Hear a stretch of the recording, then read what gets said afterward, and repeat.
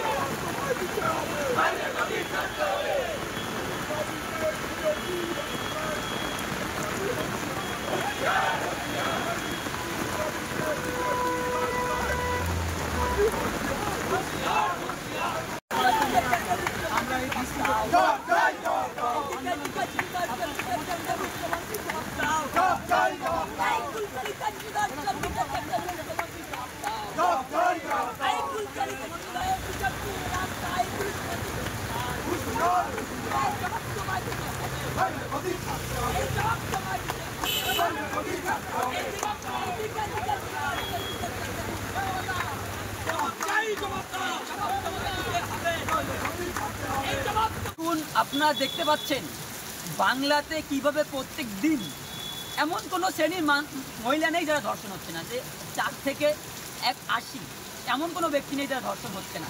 তো আমাদের বলার কারণ আমরা দেখতে পাচ্ছি কিছুদিন আগে আরজি করের মতো জায়গায় কী ধরনের ঘটনা ঘটল, যার আন্দোলন হচ্ছে সারা পৃথিবীর বুক জুড়ে, যার রেশ সর্বোচ্চ। তার মধ্যেও আমরা আজকে দেখতে পেলাম কুলতলিতে একটা 4র্থ শ্রেণীর বাচ্চাকে কীভাবে ধর্ষণ করা হলো। আর যখন সেই বাচ্চাটি ধর্ষণ করা হলো, যখন তার পরিবারের লোকজন থানাতে যায়, তাদেরকে বিভ্রান্ত করার জন্য থানা অর্থাৎ প্রশাসন কীভাবে তাদের বিভ্রান্তি করছে, তার ফলস্বরূপ কুলতলিতে আমরা কী হয়েছে দেখলাম।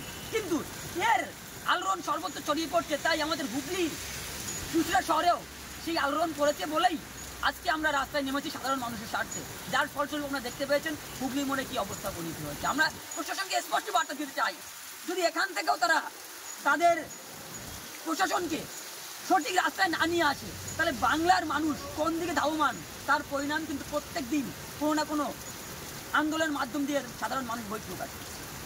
রাজীব ঘরামি, সভাপতি, ভারতীয় জনতা যুব মোর্চা।